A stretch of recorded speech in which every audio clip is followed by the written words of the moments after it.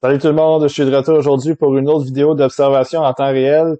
Puis comme c'est la Saint-Valentin, ben j'ai décidé de vous proposer un joueur avec lequel je suis tombé en amour là, dans ma dernière ronde de visionnement. Puis j'ai pas eu le choix de le mettre dans mon top 10 tellement j'avais aimé son jeu, tellement j'avais aimé sa progression. C'est l'espoir suédois Jonathan Lekkerimäki. C'est un gars qui joue pour Djurgården Gardens tant dans la SHL que dans la nationale. Dans le fond, dans les trois matchs qu'on va le voir aujourd'hui, il y en a un qui est dans la nationale, qui date du 20 janvier, si je me souviens bien. Et puis ensuite de ça, il y en a deux dans la SHL, les deux derniers qui datent du 29 et du 30 janvier. Dans la SHL, c'est bien parce qu'il joue quand même plusieurs minutes. On le voit une douzaine de minutes. Dans un des matchs qu'on va regarder, il a même joué 17 minutes. C'est un jeune qui produit quand même relativement bien dans la SHL. Il est très efficace dans la nationale. Je pense que c'est un attaquant, selon moi, qui est, en plus d'être un franc-tireur, c'est un attaquant, je pense, qui est très all-around. Utilise ses coéquipiers, s'implique en défensive. C'est pas le plus gros, mais il travaille, il essaie de s'impliquer le long des bandes. Il essaie des fois de se positionner devant le filet puis essayer de faire dévier des tirs. Donc, ça va être intéressant de le voir dans ces matchs-là, les trois matchs d'aujourd'hui. Puis j'espère que vous allez pouvoir le voir comme moi je le vois parce que depuis 2 mois là, environ, je trouve que c'est un joueur qui est superbe à regarder. Puis je serais pas surpris de le voir continuer à monter dans les classements. Sans plus attendre, on va commencer avec les trois matchs. Donc le premier match aujourd'hui, c'est contre Mora. C'est dans la nationale, donc c'est les joueurs de U20 là, en ce moment qu'on voit. Lekkerimäki, c'est le numéro 40, là, on le voyait devant le filet. Ce qui est intéressant avec Djurgårdens dans la nationale, c'est que ce trio-là de Lekkerimäki, il est en compagnie de Noah Ostlund, qui est le numéro 45. Ça, c'est un peu le genre de playmaker des trois. Et puis, le troisième, c'est Liam Ögren, Ogren, O-H-G-R-E-N. Donc, lui, c'est le numéro 28. C'est un gars qui est un peu plus fonce vers le filet, un peu plus imposant à travers le long des bandes. Donc, il y a une très belle chimie entre ces trois-là. Fait que ça fait en sorte que c'est un trio qui est hyper dangereux. Dans ce niveau-là, on le voit, là, on va le voir peut-être, ils vont être peut-être très dominants.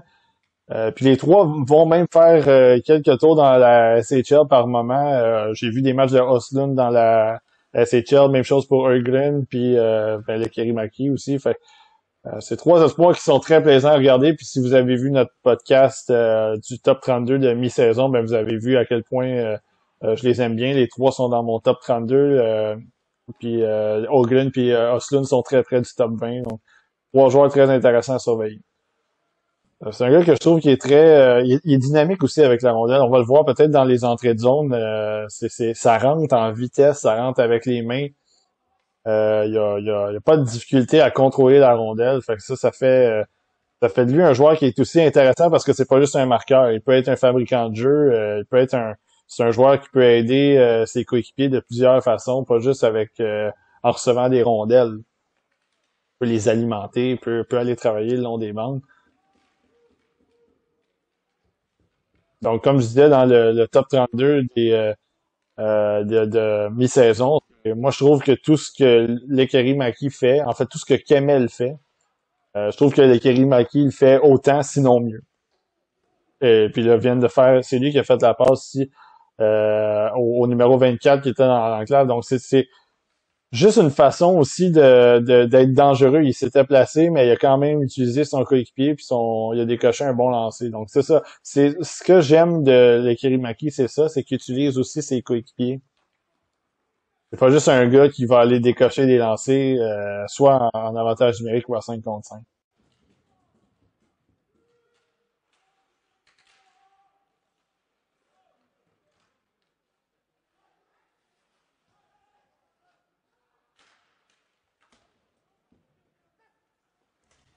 Une bonne mise en échec là-dessus. Donc c'est ça, Lekkerimäki est genre 5 pieds 11, 175 environ. C'est pas un gros gabarit. Je pense pas que ça va être un joueur physique non plus dans la Ligue nationale. Je pense pas que ça va être son mandat. Fait que c'est un gars comme je le demandais un peu avec sa voix aussi, implique-toi physiquement, mais sans nécessairement juste vouloir faire mal, juste euh, complète les mises en échec, met un peu de pression sur les défenseurs, puis force-les des fois à prendre des décisions rapides. Fait que c'est un peu ça qu'on demande, puis c'est pas juste à lui qu'on demande ça, c'est pas mal à tous les joueurs. En fait, tous les attaquants, on leur demande de faire ça, dans la mesure du possible, évidemment.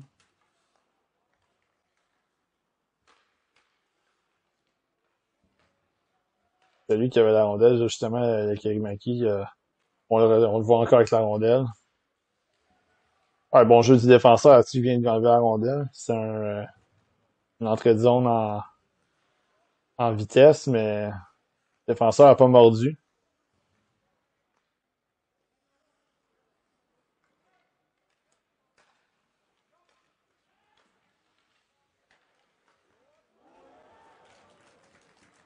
C'est ça, là.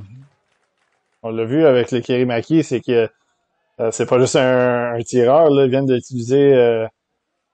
faire une très belle passe à son coéquipier de l'autre côté, qui a peut-être pris un peu de temps avant de décocher. Je sais pas si la rondelle était roulée un petit peu, mais la passe semblait être là. Malheureusement, pour Drew Gardens, ben, il n'y a pas eu de but. Peut-être que le gardien a semblé faire un bel arrêt quand même là-dessus. Fait que, je vais donner un peu de crédit au gardien quand même sur cette séquence-là. Mais je trouve que ça a été un peu long aussi du côté de l'attaquant. On le voit en avantage numérique, les Kirimaki, donc ben, étant donné que c'est un droitier, on va le voir aussi. Ouf, là, il a tenté un tir que je pense pas que le gardien a vu partir, mais ouais, c'est ça. On va le voir de ce côté-là. Comme la plupart des droitiers qu'on a vus dans le repêchage jusqu'à présent, en fait, ceux qu'on pourrait qualifier de triggermen, là, donc les gens qui sont là, les joueurs qui sont là pour décocher des tirs sur réception, donc Miroshnichenko, Kemel et Kerimaki en ce moment. Contrairement à des gars un peu comme Wright ou Savoy, qui jouent plus du côté droit. Donc c'est vraiment ils sont là pour décocher des tirs du poignet, mais ils sont aussi là pour se donner un peu en decoy, là, je cherche le mot en français, mais pour un peu déranger la structure défensive, puis la boîte, ils peuvent faire des passes à travers, peuvent décocher des tirs, peuvent passer de tous les côtés, que ce soit en arrière du filet ou vers l'autre pointe. Fait que c'est ça. Dans le cas de Kerimaki, il est vraiment là pour tirer. Sinon, les passes transversales.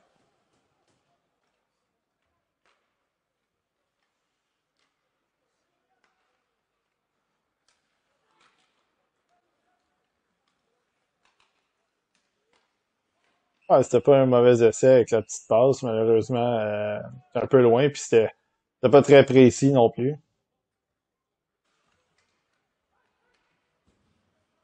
Ouais, donc c'est ça, l'écran, soyez pas surpris non plus avec l'écran en haut avec les buts puis les périodes, ça changera pas dans la nationale. C'est très rare aussi qu'on ait un pointage qui a de l'allure. Donc, en se fiant au tableau indicateur, on sait qu'on est en troisième période puis c'est 3-0. Mais oui, c'est ça. Malheureusement, on a de la difficulté à suivre le match dans ce temps-là. Ah, c'est ça, regardez les Kirimaki là-dessus. Il a encore une fois utilisé son coéquipier. Il fait une feinte de tirer, mais il a vu que son coéquipier avait peut-être un peu plus d'espace. Il a décidé de faire la passe. Donc c'est ça, c'est encore une fois, c'est rien de spectaculaire, mais ça me dit toujours au moins j'aime mieux qu'il utilise son coéquipier. Là, il vient de décocher un excellent lancer sur réception après une superbe passe. Fait que c'est ça. Dans son cas, je trouve que c'est si je le compare à Kemel, c'est ce que je trouve ce que Kemel fait moins. Donc, Kemel, il va regarder en avant puis il va essayer d'envoyer ça toujours au filet, alors que des fois, l'option est meilleure, que ce soit en arrière ou à côté. À 5 contre 3, là, ça va être ouais, là, ça va être assez menaçant.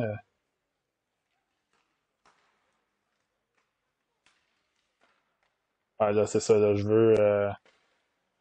Ouf. Donc, lui qui fait la passe, lui, le joueur qui a fait la passe en haut, c'est Noah Hoslund, qui a la rondelle en ce moment. Donc, lui, c'est ça, c'est le gros fabricant de jeu de l'équipe. C'était un joueur que dans mon top 32 du mois de novembre, j'avais dit que les Kerimaki voyaient peut-être des options qu'ils auraient peut-être pas vues avec un autre centre. Puis ça, c'est quelque chose justement qu'en regardant la SHL, étant donné que les deux ont pas joué souvent ensemble dans la SHL, c'est ce qu'on remarquait de Lekerimaki, c'est qu'il était capable de créer d'autres choses sans nécessairement avoir un centre comme ça qui lui filait la rondelle. Donc ça, c'était intéressant. Puis en même temps, ça enlève rien non plus à Oslund, qui est un gars, on regarde là, on vient de voir le Kerimaki travailler, là.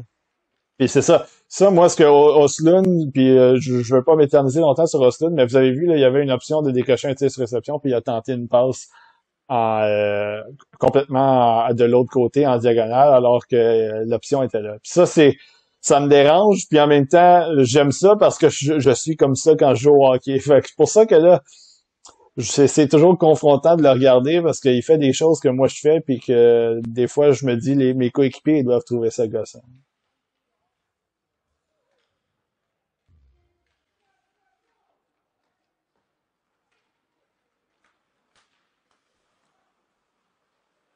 Caméra. Le jeu de l'Ekerimaki, ça a tellement été rapide, ça a trompé la caméra. Regardez-le rentrer en zone, là, c'est ça, exactement. Ça, on le voit souvent, utiliser sa vitesse, utiliser ses mains pour rentrer en zone. Il est très bien, je trouve qu'il est très bon pour rentrer en zone, justement, avec la rondelle, ce qui fait en sorte que euh, des fois, il est pas obligé de faire un petit dump dans le fond. Il est capable de rentrer avec ses mains, avec une petite feinte. Là, c'est sûr que la feinte n'a pas été parfaite, mais la rondelle était quand même en arrière, il est allé la récupérer. Donc ça, si on le voit souvent, tant dans la nationale que dans la SHL, j'espère qu'on va pouvoir le voir dans le match, dans les matchs suivants.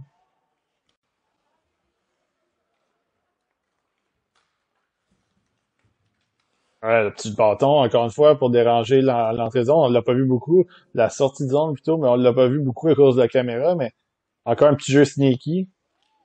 Et voilà, il vient d'aller marquer en plus de ça. Bourdonné près du filet, son défenseur a juste envoyé ça du côté du gardien qui a donné un retour épouvantable. Là, mais donc c'est ça. Dans le cas de Kerimaki, c'est encore une fois rien de spectaculaire, mais les bonnes choses efficaces de la bonne façon. Donc c'est sa dernière présence dans le match. Il lui reste juste une vingtaine de secondes.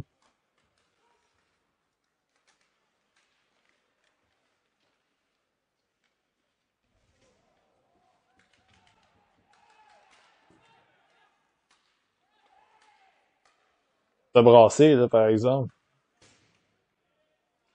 Ouais, ben, ça termine dans le cas de Kerimaki pour ce match-là, le premier des trois. Ouais, donc le deuxième match de la vidéo, c'est contre Orebro.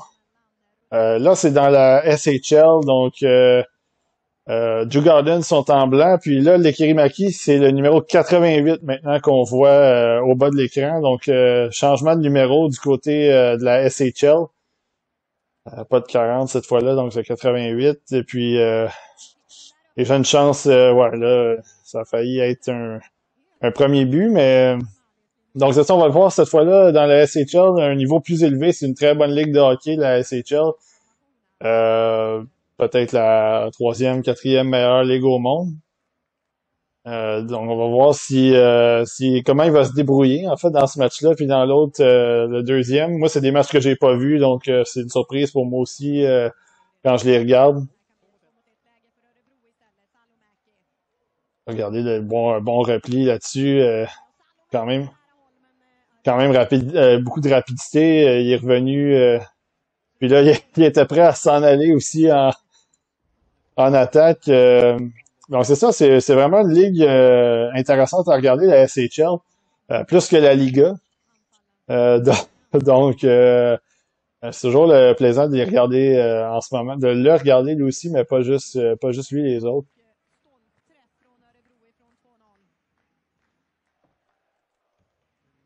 Encore Ebro en ce moment, je sais pas s'il est là, mais il y a Simon Forsmark aussi qui est, ben je pense que c'est lui justement, qui est le défenseur, un défenseur assez quand même un peu imposant. Là. Donc lui est intéressant à regarder. Peut-être on le suivra à un moment donné, peut-être dans une autre vidéo d'observation, mais pour l'instant, Drew Garden, c'est un club qui a quand même quelques bons joueurs, dont Eklund, William Eklund, qui est là, le numéro 72. Si jamais vous le voyez en même temps à l'écran, ben on le voit justement, il est là au centre. Il y a quand même quelques jeunes à surveiller, évidemment. Bon, j'en ai pas parlé dans la vidéo de la nationale, mais il y a aussi les défenseurs, le défenseur Carly Hodelius, qui est un choix qui va peut-être être un choix de première ronde pour le prochain repêchage. Moi, je l'ai aussi dans ma première ronde, si vous aviez écouté notre top 32 de mi-saison.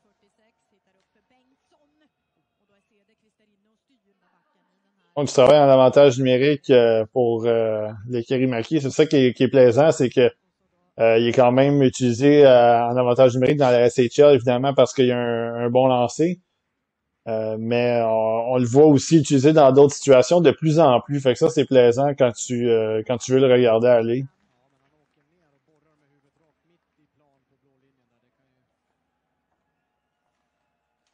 Ça, c'était peut-être pas la meilleure décision. J'aurais aimé qu'il envoie ça en arrière à son défenseur, mais si ça fait partie de l'apprentissage.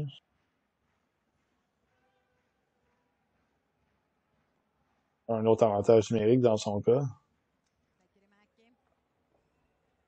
Ah, c'est ça, c'est un peu mieux, là, avec le tourniquet comme ça, avec le rim. Le gardien a pas le temps il a pas eu le temps de la stopper.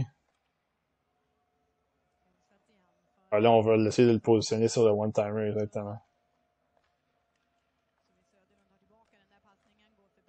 Oh, la passe, ouais. Je pense que c'était pas tout à fait là. Ça a quand même été, ouf, et voilà. Quand même été patient pour la récupérer, puis ensuite de ça, renvoyer ça en arrière. Fait que ça a été, il a pas paniqué. C'est sûr qu'à 5 contre 4, il y a un peu plus d'espace, fait que c'est bien, mais j'ai aimé qu'il ait été quand même calme là-dessus. La rondelle a été déviée par un joueur de Orebro, mais il a réussi à la récupérer puis à garder l'attaque en fond de territoire.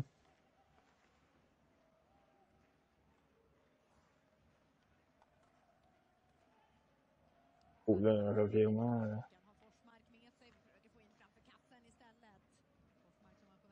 Ah, exactement. Il garde pas la rondelle longtemps sur sa palette, mais il a tout de suite, il sait tout de suite quelle option il va prendre. Fait que ça, c'est bien. Il a vu il y avait son gars de libre à côté tout de suite quand il a eu la rondelle, il redonne. Oh là, ça fait un autre revirement inacceptable. Ça, c'est un beau moins sur la fiche. Puis encore une fois, qu'est-ce que tu veux faire? Ton défenseur fait une erreur, puis tout le monde a un moins à cause de ça. Je le répéterai jamais assez, mais c'est la raison pourquoi je déteste cette statistique-là. Donc, it is what it is.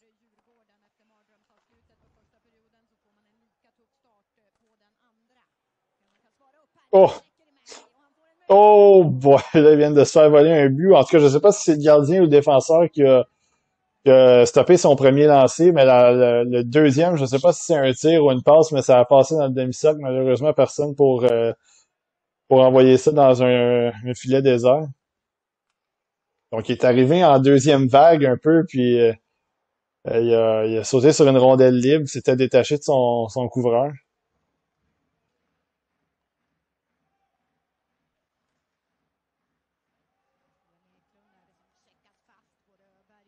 Là-dessus qui se faisait harceler.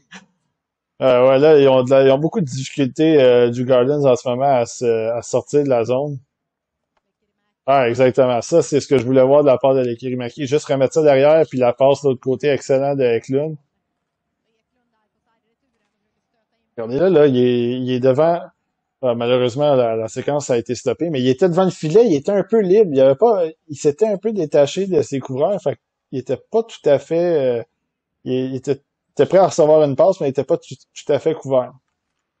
Encore une fois, beau contrôle de la rondelle, renvoie ça de l'autre côté. Rien de compliqué.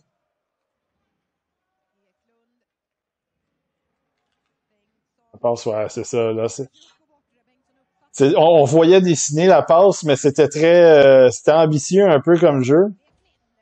C'est Kerry Maki qui était là pour se replier quand même malgré tout. Ouais, il y a comme hors-jeu, ouais.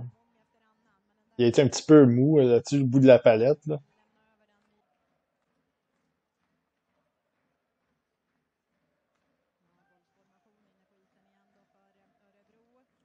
Ouais, là, les pieds statiques là-dessus, c'est sûr que tu sais, c'était facile pour le gars d'Orebro de le contourner parce que là, il bougeait pas. Il aurait fallu que ses pieds continuent à bouger en mouvement avec sur le reculon, un peu un patin de reculon léger, si on veut.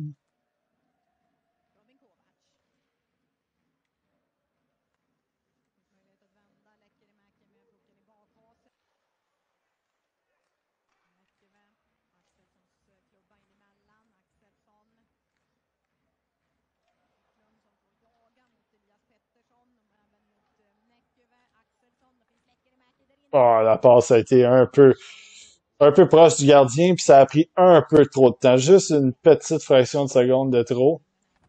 Ouais, c'est ça. C'était bien pensé de la part du joueur. J'ai pas vu c'était quel numéro, je pense que c'était le 31, mais en fait, c'était pas un mauvais jeu.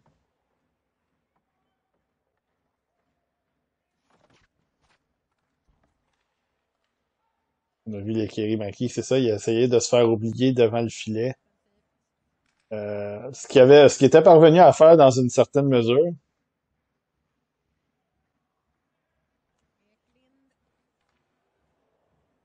Pas un grand match pour Drew Gardens, malheureusement pour eux.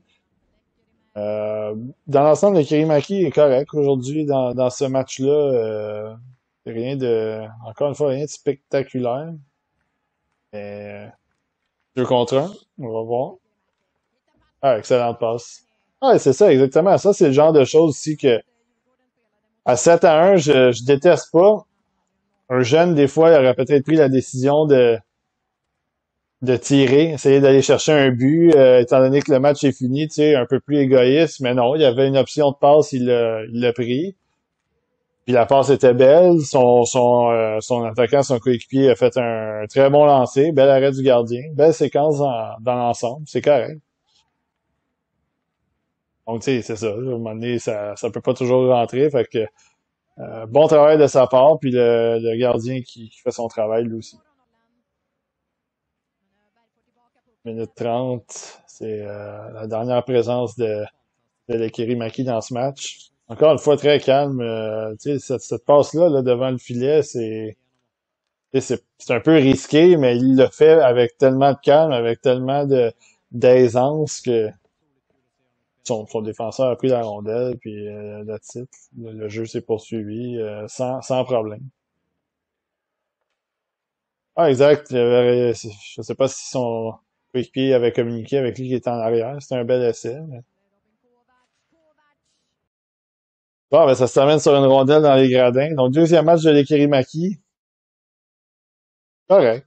Rien de spectaculaire encore. C'est sûr qu'à 7-1, une bonne dégelée, mais je pense pas qu'il a été sur la glace pour beaucoup de buts. Dont, il y en a un, en fait, qui a été sur la glace, mais une erreur inacceptable de son défenseur. Fait que c'est un petit moins que, tu sais, dans l'ensemble, ça se prend bien quand tu le regardes. Il y a pas eu, c'est pas de sa faute en tant que tel. Donc, troisième et dernier match de la vidéo, c'est contre Färjestad. Encore dans la SHL, toujours numéro 88 pour les Kerimaki, en blanc, évidemment. Drew Gardens n'a pas changé de couleur depuis ce temps-là. Puis là, il vient de se faire accueillir un peu par un défenseur. Donc encore Eklund qui est là, William Eklund, le premier choix des Sharks, c'est lui qui a la rondelle en ce moment. Fait qu'il joue sur le même trio que les Kerimaki. Ce qui est quand même plaisant. L'année passée, les Kerimaki, pas les Kerimaki, mais Eklund jouait avec Alexander Holtz. Fait que les deux jeunes sont ensemble, s'amusent ensemble. Fait que ça, c'est intéressant de la part de l'entraîneur de les faire jouer, puis d'essayer de les faire bâtir une petite chimie. Puis côté développement, c'est intéressant aussi pour les jeunes. Alors que souvent dans la SHL, on en a vu là, des joueurs qui jouaient seulement 2 minutes, 3 minutes. Là. Rochen, l'année passée, c'est arrivé. Loucel aussi.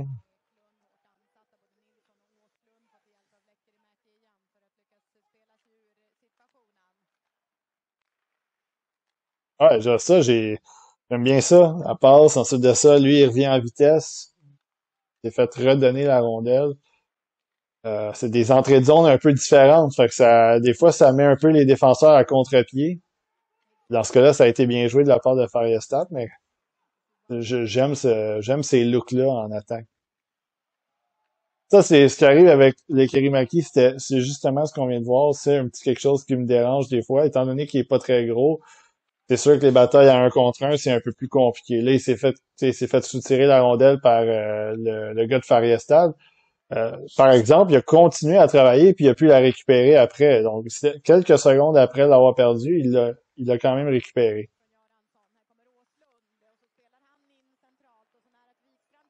Hop, on est prêt à se lancer à l'attaque. Une autre passe peut-être, là. Ah, elle a décidé de tirer. C'était un bon lancer.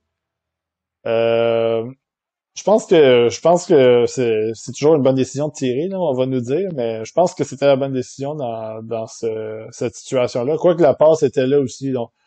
Mais il était bien positionné. Je pense qu'il était mieux positionné pour tirer que l'autre d'avant. En tout cas, selon moi, mais il était tout à l'heure aussi, il était bien positionné pour tirer, là, mais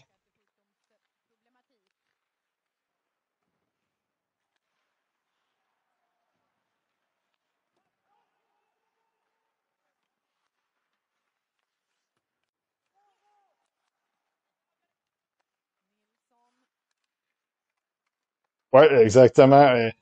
Je sais pas si vous l'avez vu, il a tourné la tête à droite, il s'est rendu compte que son défenseur était en arrière, de l'autre côté, tout de suite changé de direction.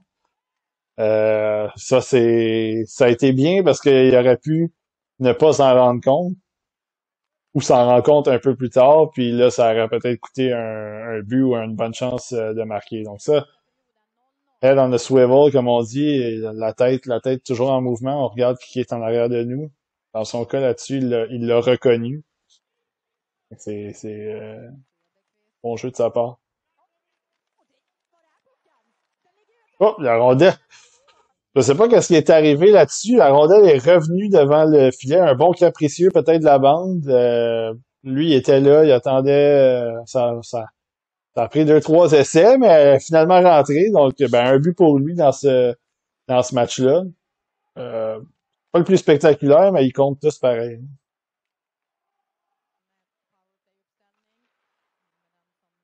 Un avantage numérique. On va voir ce qui va arriver de ce côté-là. Un 0, un petit but en avantage numérique, ça ferait du bien, là. Ouais, belle passe. Ouf.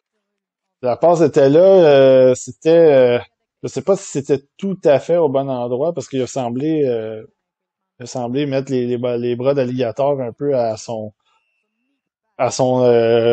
attaquant, à son coéquipier, mais bon jeu pareil. Il avait pris un lancer sur réception. C'était pas son meilleur tir sur réception non plus qu'on vient de voir, là. Ouais, il y a un peu d'accrochage là-dessus. Je sais pas comment ça se fait que pas de pénalité. Oh, la petite feinte, ouais. La petite feinte close range comme ça avec les patins du défenseur.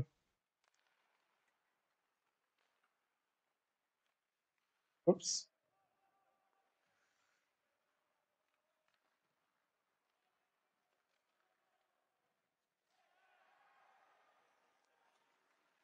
Oh, il y aura pénalité finalement. Oh,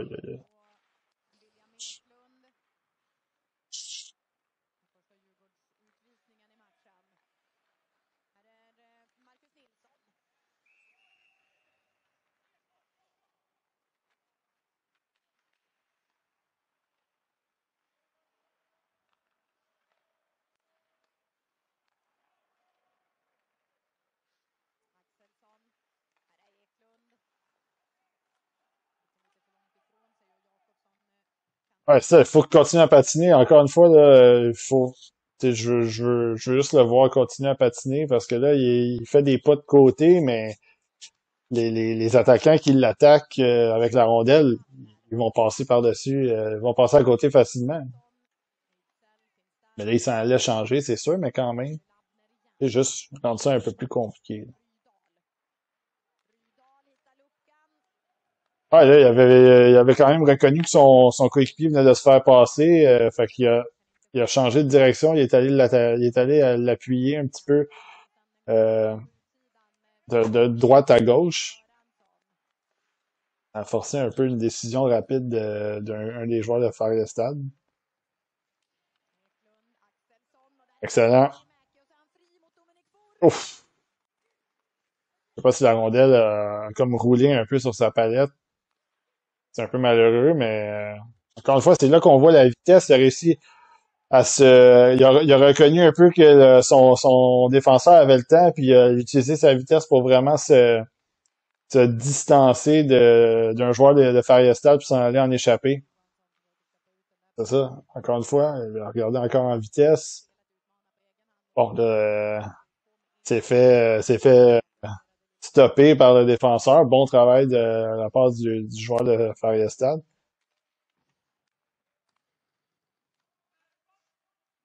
Par exemple, il faut qu'il continue là-dessus. Encore une fois, il avait perdu un peu sa bataille un contre un, mais continue avec le bâton, avec le corps.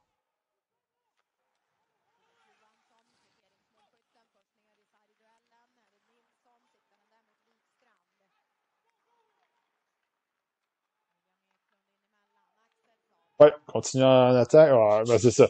Là, malheureusement, ça, c'est quelque chose que j'aime pas, là. Il aurait dû continuer à attaquer le défenseur au lieu de juste comme essayer de l'éviter ou ça, mais ça, c'est un problème, encore une fois, des attaquants de plus petits gabarits. Tu sais, il y en a pas beaucoup des attaquants dans ce repêchage-là de plus petits gabarits qui ont pas peur d'aller au contact.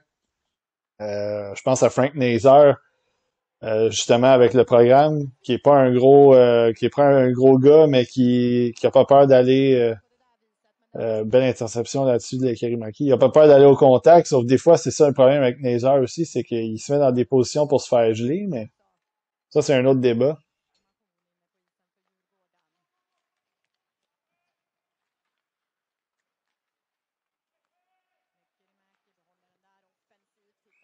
Ouais, tenté au filet.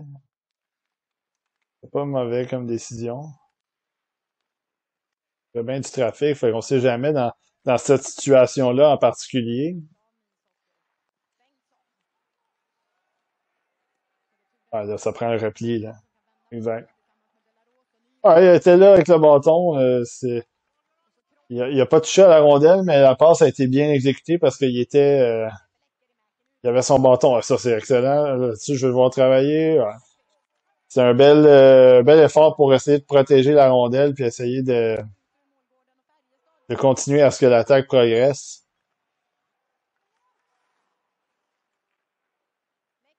Ouf, là-dessus, attention. Ouf, ça se termine avec, ça semble être un but. En tout cas, il semble avoir fait une passe qui va mener à un but. Malheureusement, ça coupe sec, mais le match se termine 3-1 pour Drew Gardens. Donc, j'ai l'impression que c'est un but, puis ensuite de ça, ils ont peut-être complété dans un filet désert. Mais c'était les trois matchs de la part de Kirimaki. Le troisième match, encore une fois, réussi un petit peu de quelques petites choses intéressantes sans nécessairement avoir été spectaculaire. Mais je pense qu'on a pu voir quand même sa vitesse, on a pu voir ses mains. Tu sais, il y a quand même un flair pour le filet.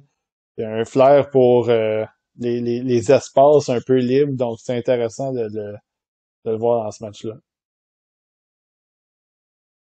Ah, donc c'était les trois matchs de Jonathan Lekerimaki. Puis ben, justement pour information, j'ai fait un freeze frame sur la dernière image de la troisième partie. Puis ben on voit la rondelle est dans le filet. Donc ça a complété le match assez sec, mais c'était bel et bien une mention d'aide de sa part, puis un but de la part de Drew Gardens.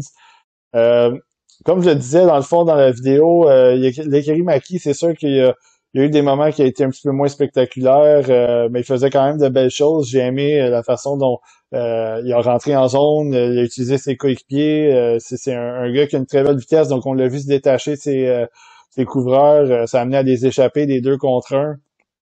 Donc ça, c'est intéressant de son côté.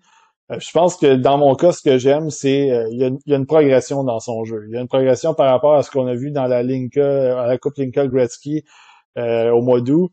Ensuite de ça, par rapport à ce qu'on a vu au mois de novembre quand on a fait notre liste, puis en ce moment avec notre liste de mi-saison. Je trouve que les deux, Kamel et puis les Kerimaki, c'est des joueurs qui se ressemblent, mais de mon côté, c'est ça, il y a des choses que j'aime mieux du côté de Kerimaki. Je pense que c'est le côté vision, le côté entrée de zone, les jeux meurent moins avec le Kerimaki. Il utilise plus ses coéquipiers, il analyse un peu mieux les options. Donc, c'est la raison pourquoi j'ai le Kerimaki 8 et puis Kemel 16. Ça joue pas à grand-chose, c'est deux bons joueurs de hockey, ça dépend juste de ta vision par rapport à ce que toi tu aimes, évidemment. Puis ce que peut-être les recruteurs vont aimer. Donc ça, rendu là, c'est plus de notre ressort. Je sais pas ce qui va arriver dans les prochaines vidéos.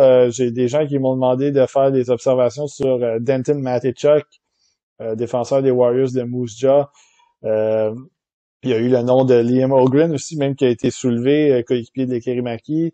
Seamus Casey, Isaac Howard du programme américain. Donc ça va être à surveiller peut-être. Je vais peut-être faire ça un peu plus tard.